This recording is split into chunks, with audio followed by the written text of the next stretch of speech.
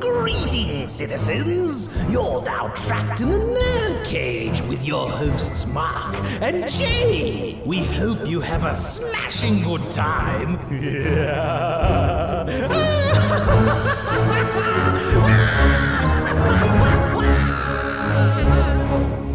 Hello and welcome. That's right, you're trapped in NerdCage Live. This ain't just a reaction show, but a debate show and a live discussion on everything that makes people like you and I tick. So thank you for joining us tonight. Hit that like button and subscribe.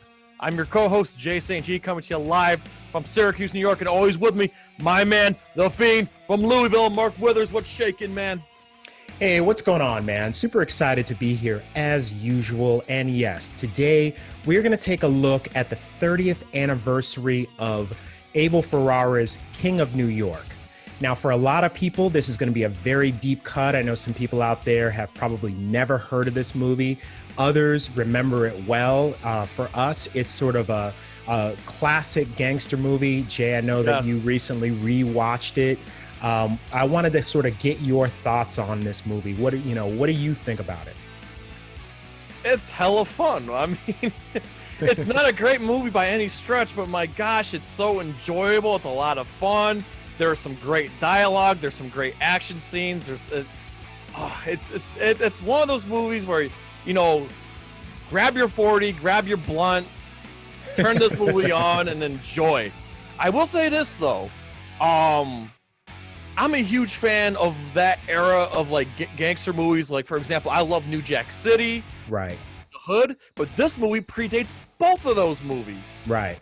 So yeah. It's definitely it's kind of interesting because it makes you wonder, despite this movie being a flop, did this movie pave the way for those movies that were yet to come the following year? I mean, it's interesting that you say that because in a way they kind of did sort of touch off an era of this sort of drug kingpin, mafia type of films. I mean, I know that we had Goodfellas in the same year, which sort of tells the same type of story, but not in a modern. This was sort of one of the first modern era gangster films. And it's interesting that you kind of call out New Jack City and Boys in the Hood.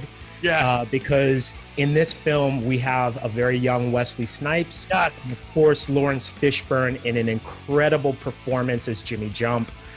Christopher Walken is in this thing. I mean, as Frank Knight, which, it may not be a big name to a lot of people, but within the sort of the hip hop community in the 90s and the early 2000s, the Frank White moniker became like very famous through Biggie Smalls. Biggie Smalls, exactly. Yep. And fun fact, there's a famous picture of Biggie where he's got a crown kind of tilted to the side. That is a direct shout out to this movie. So, and it's also referenced in Luke Cage, season 1 of Luke Cage. They referenced that. Right. Yeah, that same picture is actually in the office of Copperhead, which eventually, for people who, this isn't a big spoiler, but, eventually that office becomes Luke Cage's office and sort of becomes, that picture becomes sort of the symbol of who's running New York, who's the king of New York. So I think in those ways, this is sort of an important film. So, speaking of that, I just kind of wanted to sort of talk about what makes this movie, what changes in this movie, like as far as like when I first saw it 30 years ago versus now, like my thoughts on that. So when I first watched it, I was probably 19, 20 years old. I was really impressed with it, particularly with the action scenes, with obviously with Laurence Fishburne's performance in it. But there are certain aspects of it that watching it now as an older person, slightly more evolved, both as a pundit and as like an actual person, there's some things in it that really bothered me, particularly the misogyny in the film. Mm-hmm. You could edit those things out and still have a very good film. So I kind of just wanted to like touch base on that. I don't know how you feel about it, Jay. Okay, here's what it didn't bother me. However, this is how I honestly look at it. I mean, you look at like TV shows on HBO, like like Oz and The Sopranos. I just feel like this movie's in the same realm as that. Is you get gangsters, a lot of prostitutes, and a lot of strippers. So I think it kind of came when you get a gangster movie, it kind of comes with the territory. That's just how I feel. Well, I see where you're coming from though, because in this day and age, it's kind of like, you know, not projecting women in the most positive light. On top of that, like it's a very male dominated film for sure. Right. And I'm not entirely sure what Abel Ferrara's aim was there. Like, I don't know if this is particularly how he views women, or if the characters, the female characters in that film actually just fell prey to bad storytelling. You know, because literally every woman in the movie is either, you know, the girlfriend of a drug dealer, or is a prostitute, or even the attorney in the film, you know, winds up being, you know, like basically a coke whore, you know, and you know, we had strong, powerful female characters written at the time, but I wonder if it's not so much that he intended for those characters to be portrayed that way, but he just couldn't find the right narrative to like tell a story, tell a layered story. Because overall, there really isn't a ton of layering as far as the characters outside of Frank White. I disagree, because one of the most intriguing parts, and it's you know, you have a point there. They should have built a little bit more on it. I'm gonna take it to the other side of the movie, the cops. Okay. There's that scene where where Laurence Fishburne's character successfully gets out of jail. Right. And they're all pissed, saying Frank's getting away with murder. We're making jack shit for money. He's making millions of dollars off of murder and drugs and this and that. And finally, the red-haired cop was just like screw it, let's do something about it. You know, the law ain't shit. Let's do this ourselves. And the chief's just like, don't do anything stupid. Don't do anything stupid. So this is where I like the movie. This other side of the movie is that you get where they're coming from. They can't break the law, but the law's not doing anything to put these guys behind bars, because whenever they get behind bars, because of the money, because of their lawyers, they get away with it and they get out of jail and they're frustrated and they're fed up with it. So they go, you know, they go vigilante, and like, I love it. I mean, that's just one thing. There's another conflict there in the police force that they're trying to do things by the book and they can't. So I think that's where this another, you know, element of the movie where I really like it. I wish we got a little bit more, because there was just that one scene, like I just mentioned, at the bar, and then you got, of course, they showed the cops at the wedding. I wish they could have done a little bit more with those cops, because again, we see. Now listen, I like Wesley Snipes better as a bad guy, with the exception of Blade. I think Wesley Snipes is better as a bad guy, but he makes an awesome freaking cop in this movie, and it's a damn shame we didn't see a little bit more of Wesley Snipes' character. But when they do the heist, the heist scene there, where they, you know, they try to end them on their own terms. I mean, that's just that was like one of the best scenarios of the movie.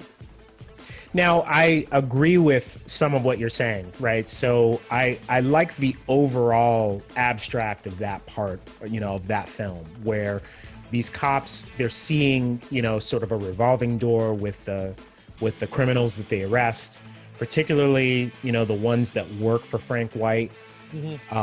They're not really seeing much progress. They're getting frustrated. But there really isn't, aside from that, you really don't see another side of these cops. Like you really, like it's that, and that's kind of what I mean, is that there's not a lot of layering. Like the characters are very one-dimensional. You know, like you look at David Caruso's character, the one you mentioned with the red hair. You know, Tommy Flanagan, who's played by Wesley Snipes. Their captain, they all are following like the classic 80s like TV cop tropes. You know, as far as their frustration and what they're going to do about it.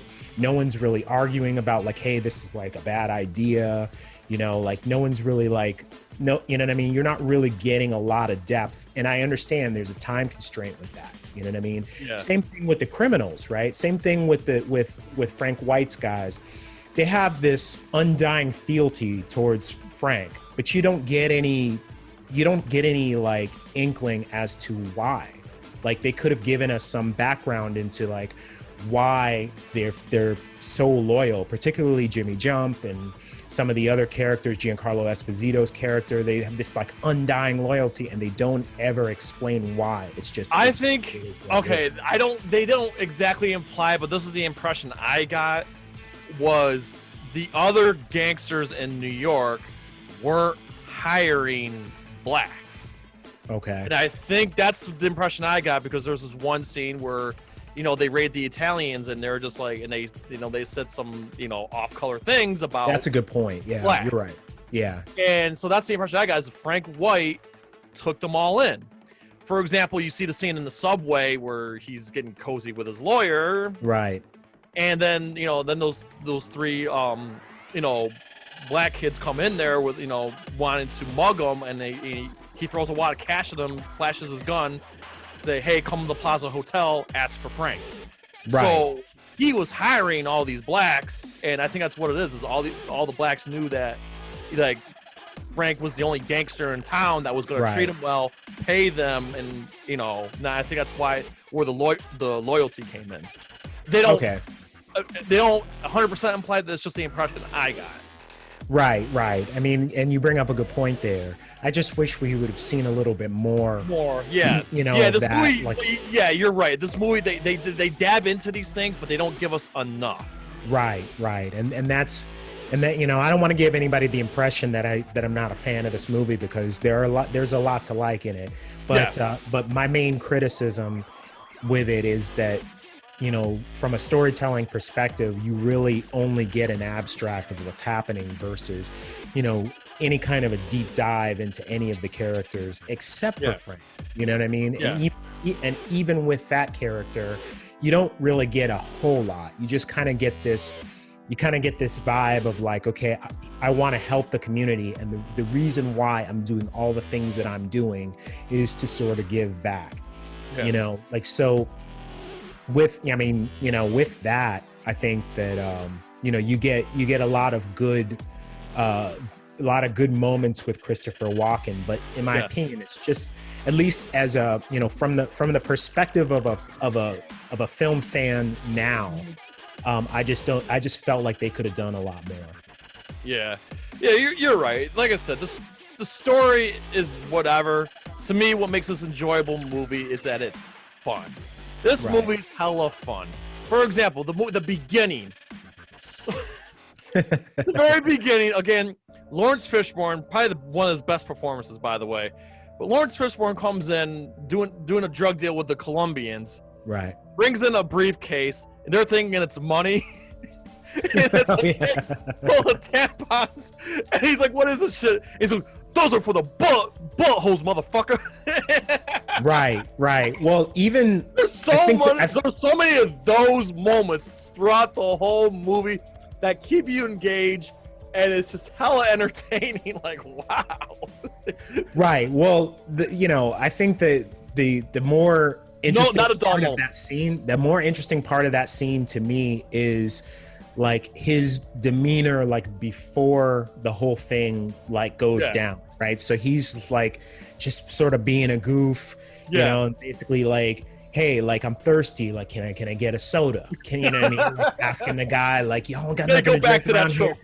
Right, and they go back to that, and then like, as the deal's going down, you know what I mean? Like, he goes to hand the guy the briefcase, and the guy goes to take it, and he's like, "Where's my soda?" You know what I mean? Like, just like constantly like making fun of him. You know what I mean? Like, and he's without a doubt like one of the bright spots of this movie. Like, you know what I mean? Like, and this is a year before like the world knew him as Furious Styles in Hood, and then several years before, of course, we all got to know him as Morpheus, which is probably a famous role. Well, he was actually Laurence Fishburne was in Pee Wee Herman. Right, he was Cowboy Curtis. Yeah. Long time ago, yeah. Yeah, that was like what, 5 or 6 years before that. Right. But I think this was like the first time. And here's an interesting point though. If you watch the credits, both opening and closing credits, his name's not Laurence Fishburne. It's Larry Fishburne. Right. He was referred to in the credits as Larry. I'm like, oh, okay. Yeah. That's He interesting. steals the show, no doubt. He steals the show again. A great performance from Wesley Snipes. Christopher Walken again with the goofy Frankenstein haircut and the goofy dances, and it's definitely a Christopher Walken movie. Probably his best performance outside his cameo from Pulp Fiction. I agree with that. Yeah, this is the movie that actually like made me aware of Christopher Walken. Yeah. Like I had heard the name before, like he'd been in some really big movies like The Deer Hunter and Dogs of War and some other ones, McBain. But I had never actually seen him in anything that I remembered. And then this movie came out, and I remember like for a few years after that, I was like constantly quoting things that Frank White said because he was just so interesting, But one of the other things that I really loved about this movie is it has my favorite actor of all time, Giancarlo Esposito, very early in his career. Yes. Very different performance than the types of performances that we see him in now. Like we know him as Gustavo Fring. Yep. We know him as the head of VOD in The Boys, and some of his other performances that are just like really strong, powerful, like boss type of roles. Here he's like just very clearly just like a young gangster, like very energetic, very like passionate, a very different type of Giancarlo that we're used to seeing. And I had actually forgotten that he was in this movie. So did I. Yeah. So that was a nice thing for me to see. That was cool. Yeah, and some other scenes I need to like gush over.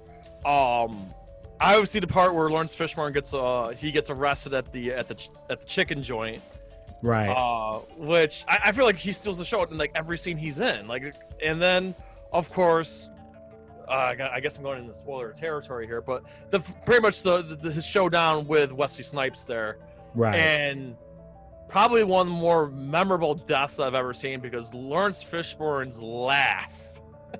Oh my god, he's got this like Joker-esque laugh, and he knows even though he's about to die, he knows he's won because the cops did what they weren't supposed to do. Right. Yes. And that's I feel like it's a really, really powerful scene. And then after that, the movie kind of goes downhill from there, because I feel like the finale really wasn't that great, but that showdown between Wesley and Laurence is just it's dynamite. And that's what like I said, the movie, like I said, the story may not be the greatest, but the execution is definitely there for what you're given, and it's a hell of a fun movie. It really is. I had a field day rewatching it. Highly recommend to anybody to check it out or rewatch it. It's readily available on Amazon Prime. So I don't know if there's any other platforms, but Amazon Prime has it. It's there. Check it out. Yeah, it's definitely worth a watch. I mean, you're not spending anything if you have Amazon Prime. And it's not even a 2-hour movie. So yeah, I would recommend it for that reason. Just to see all of these early these early performances of people who have gone on to be big stars. I'm a big fan of like films where we can kind of take a look back and see like before they were famous. Some of the people we mentioned before, Wesley Snipes, David Caruso, you've got Giancarlo Esposito, and you've got Harold Parano, who a lot of people will recognize as Michael from Lost. He was also in Oz. He was also in The Best Man. A lot of big movies, that's a lot of big movies and TV shows that sort of came out in the early 2000s. He was a very big part of. Mm-hmm. But he actually played one of the subway thugs that approaches Christopher Walken. He's the one that, when Christopher Walken throws the wad of cash, he catches it. Yes, that was him. That was like, I believe that might have even been his very first role. I'm like, and then now I got wow. Yeah, that was him. That's what I love about these lookbacks, man. You just mentioned, you hit the nail right in the head. Is we get to see these stars that we know and love today, and see them back before they really hit big. And I really hope these lookbacks encourage people to like check these performances out. Right. I mean, whether you love or hate a movie like this, I think that it's, it can be beneficial to take time out to kind of watch it, just to see how, like, how film in general has evolved and how a lot of these big stars evolved and how their acting was different then versus now. Yeah. Now, before we go, Mark, we were kind of talking before we went on air. So what do you think? Why did this movie flop? It could be any number of reasons, but one of the biggest reasons, I think, is because it opened against a number of huge films. Goodfellas was out the same weekend. Ghost, Pacific Heights, which was a big thriller at the time. There were just so many movies that it just didn't really have a chance, and it got critically panned also. Roger Ebert famously said that while Abel Ferrara had this great visual style in terms of neo-noir and his use of visual, his ability to tell a story of like a gritty, dark New York. He didn't have the ability to put that into a successful, clear narrative. And people took that criticism and kind of like ran with it and expanded on it. And so it got universally panned at the time. And it wound up, I believe the budget for this movie was $5 million, which was already a small budget. Yeah. But, it only did about $2.5 million domestically. So, I mean, it was a tremendous flop. I mean, they didn't even come close to breaking even. Oh, it's a damn shame. But yeah, when you're going against Goodfellas and Ghost, and even I remember how big those movies were. I wasn't even old enough to see any of those. So, but yeah. Well, honestly, for me, I think this is a solid 6.57 out of 10. Just for turn your brain off and enjoy. It's one of those movies, if you got nothing better to do, this movie is great to fill that void. Right. I would say, scale of 1 to 10. I'm going to be a little less generous, and I just put it smack in the middle. I would say I would give it a 5 for a lot of the same reasons that Ebert gave it. I think that visually it's very beautifully shot. I love the color palette. I really think that some of the performances in it are really great. I just think that they could have done a lot more with the character development. Yeah. And I think that if they had kind of fleshed these characters out a little bit more, made them a little bit more balanced, I think it could have been a better film, and I also think that it probably would have done better over time. Yeah. And basically, if you're a fan of New Jack City and Boys in the Hood, if you're a fan of those movies, I feel like this is one that you'll enjoy this too. Right. Okay, so our next big look back, we're gonna do a couple of them in October, but I think that the biggest one we're gonna do is we are closing in, believe it or not, we are closing in on the 40th anniversary on probably what may be the biggest superhero sequel of all time, at least at that time it was. Superman 2 turns 40 in October. Yes. I am so excited to do that one. This is gonna be a deep dive because there's a lot to dissect, and there's two different versions of the movie. Before there was the Snyder cut, there was the famous Donner cut, which I have not seen the Donner cut yet. I'm going to watch the Donner cut real soon to get ready for the 40th anniversary of Superman 2. Yeah, there's a lot of history there. I mean, within the production of that film, also with the character, with the Superman character. And there's a lot of interesting things that have to do with Christopher Reeve, the actor. And I can't wait. This is one of my all-time favorite movies. I've loved this movie ever since it came out. I was 9 years old when I saw it for the first time. And I've watched it continuously multiple times every year since that.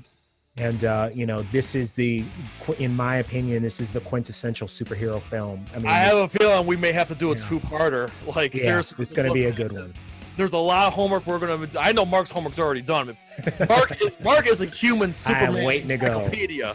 That's right. So, And I'm going to do my deep digging myself because I'm actually excited to go back and watch it. So yeah, I'm glad you guys are enjoying these look backs. We've been hearing all the comments about what we did for Mortal Kombat and 7. We appreciate it.